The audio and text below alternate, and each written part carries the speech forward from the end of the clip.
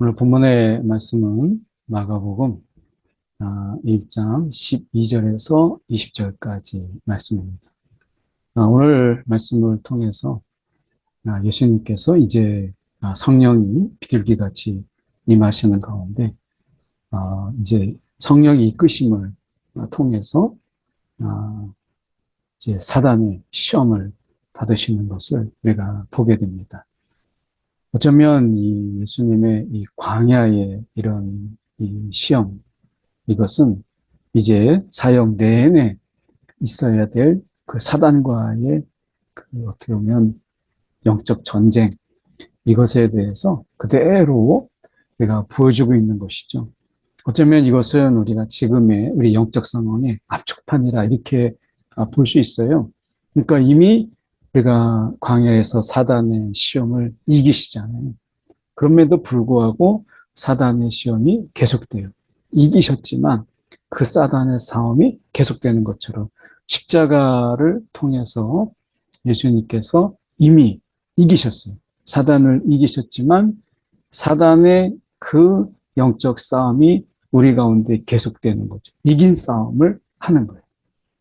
마찬가지로 예수님께서 이 40일을 광야 가운데 계시면서 사단의 시험을 받으시는 이것은 우리 가운데 이긴 싸움을 하고 있는 것이다 라고 하는 것을 보여주고 있는 것이고요. 그리고 이런 사단과의 승리 속에서 그 예수님의 그 첫 번째 그 복음을 전파하시면서 찾아간 그 제자들, 이것은 갈릴리 해변으로 중심이 아니라, 당시의 중심이 아니라 아주 벗어난 외곽이었다, 변두리였다 라는 측면에서 우리가 새삼 놀랍게 하는 부분이 많이 있죠. 오늘 말씀을 통해서 저희가 함께 살펴보고자 합니다. 자, 성령이 곧 예수를 광야로 몰아내신지라. 성령의 이끌림이다. 성령께서 광야로 예수님을 몰아내셨다라고 하는 부분 속에서 이것이 성령이 주도적으로 예수를 이끄셨다라고 하는 것을 보여줘요. 그러면서 그 하필이면 몰아내신 곳이 광야였다라고 얘기합니다. 이 40일을 계시면서 이렇게 돼 있죠. 이 40일이라고 하는 이 부분이 우리 가운데 굉장한 특별한 의미가 있죠. 이 40일의 정탐, 이 정탐이 있었고, 이 40일 정탐의 이 실패, 결국 믿음의 실패죠.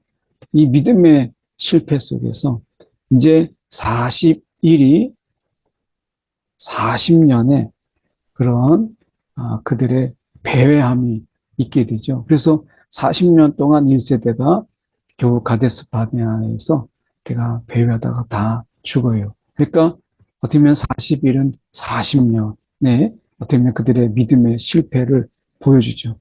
오늘 광야에서 다시 예수님께서 40일의 시험을 받으심을 통해서 이제 믿음의 실패가 아니라 이제 예수님의 승리를 가져오죠. 그래서 이 40일이라고 하는 것은 이스라엘이 실패한 것, 이스라엘이 실패했던 그런 싸움. 어떻게 보면 이 믿음의 실패라고 하는 것은 영적 싸움의 실패죠. 그런 가운데서 이제 예수님께서 광야에서 40일을 보내면서 그들의 이스라엘이 실패했던 그 실패를 끊고 이제 예수님께서 새롭게 승리함으로 우리가 이 새로운 어떻게 보면 새로운 승리, 새로운 영적 질서를 선포하신 거죠. 그래서 어쩌면 이제 우리가 이 예수님께서 율법이라고 하는 것에서 이제 복음이라고 하는 이런 부분 속에서 이제 이 하나님 나라의 복음, 이 하나님의 복음, 이것은 하나님의 통치를 말씀하는 거죠. 하나님의 통치. 그래서 이 사단의 이 공중의 권세 잡은 자로서 이 사단이 다스리는 이곳에 하나님의 다스림이 임하시는 이러한 복음, 이 복음이 우리 가운데 전파된다라고 하는 것이죠. 그래서 이 사단이 우리가 인간의 죄로 인해서 결국 이 사람의 죄, 우리가 특히 이제 아담의 죄로 우리가 대변되는 아담의 죄, 이것으로 인해서 결국에는 이 아담에게 주었던 권세, 다스림의 권세죠. 이 다스림의 이 권세를 사단이 이것을 빼앗아갔죠. 사단이 이것을 도둑질한 거예요. 사단이 결국에는 인간에게 이 죄를 짓게 함으로 인해서 다스림의 권세를 사단이 가져간 것이죠. 이것은 원래 그의 것이 아니었어요. 하나님은 그의 것이 아님에도 불구하고 이것을 아담의 죄로 인해서 이 권세를 자기가 빼앗아갔어요. 그래서 사단이 이 공중의 권세 잡은 자로서 이 세상을 다스리는 그런 상황이 돼서 인간은 결국 그 다스림 속에서 죄의 지배 아래, 이 죄의 지배 아래서 결국에는 우리가 살았죠. 그래서 죽음 같은 삶, 정말 삶의 소망을 잃어버린 그런 삶을 살았는데 예수님께서 이 땅에 오심을 통해서 예수님이 이스라엘의 이 40일의 정탐의 실패라고 하는 것은 인간의 삶의 모습을 그대로 보여줘요. 이 광야의 40일의 삶을. 그래서 광야 40일에 예수님께서 다시 믿음의 승리로 이 사단의 시험을 이기시죠. 이 사단의 시험을 이기세요.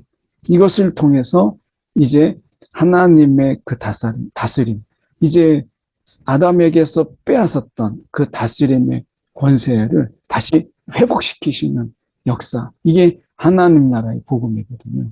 그래서 하나님이 직접 다스리시지만 이 다스림 속에서 결국 우리는 사단에게 빼앗겼던 그 권세가 다시 우리 가운데 회복함으로 인해서 하나님의 그 창조적인 다스림, 이것을 통해서 우리로 인하여 그것을 회복시키셔서 우리가 그 복음 안에서 우리가 그 다스림의 권세를 누리고 우리가 다스림의 권세를 우리가 예수 안에서 행하도록 우리를 부르신 것이죠. 그래서 우리가 하나님의 복음을 전파하여 이르실 때 때가 찼고 이제 그동안 죄의 지배 아래서 많은 자들을 보냈지만 결국 돌이키지 못했을 때 결국에는 예수께서 이 땅에 오심을 통해서 이제 때가 찼고 하나님의 나라가 가까이 왔으니 하나님의 나라가 이미 왔고 그것이 계속 진행 중이다 라고 하는 거죠.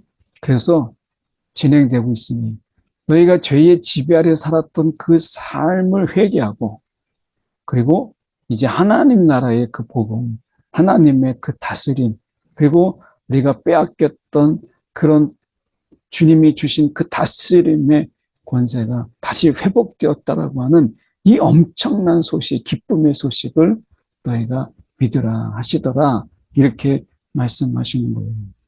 그래서 내가 그냥 저 출애굽했던 그 애굽에서 400년 동안 종살이 했던 그 삶에서 이제 우리가 나왔어요. 나왔는데 여전히 그들이 믿음의 실패를 거뒀죠. 이런 부분 속에서 이제 예수님의 승리를 통해서 이 사단의 지배는 끝났고 이제 하나님의 다스림 속에서 아담에게 주었던 하나님의 그 에덴 동산이 그렇잖아요. 하나님의 다스림 속에서 아담에게 주었던 그 다스림의 권세, 이것이 우리 가운데 예수를 통해서 우리 가운데 회복되었다라고 하는 이 엄청난 이 복음, 이 하나님 나라의 복음이 우리 가운데 전해지게 되었다. 우리 가운데 있다. 이 복음을 믿으라라고 말씀하시는 거예요. 그래서 우리가 저와 여러분이 이 복음 아래 우리가 있다라고 하는 것을 말씀하고 있는 거죠. 엄청난 소식이죠. 이것은 뭐 우리가 어떤 것과도 비교할 수 없는 엄청난 이 엄청난 복음의 소식이에요. 그래서 우리가 이제 사단이 시키는 대로 네, 네 하던 그런 미련한 자들이 아니라 이제 사단이 우리 가운데 해도 그것에 대해서 no, 우리가 단호하게 거절하고 그리고 오늘 하나님의 말씀에 내가 기꺼이 예할 수 있는 자로 우리를 세우셨어요. 그래서 물론 우리가 아담에게도 하나님의 그 다스림 그리고 아담이 다스림의 권세를 가지고 있어도 무엇이 있었어요? 사단의 시험은 있었죠. 우리 가운데 여전히 지금도 사단의 시험은 계속돼요. 미혹도 계속돼요. 유혹도 계속돼요. 그런데 중요한 것은 무엇이냐? 오늘 우리가 하나님 나라가 이미 도래했고 가까이 왔다라고 하는 것을 우리가 기억하는 게 중요해요.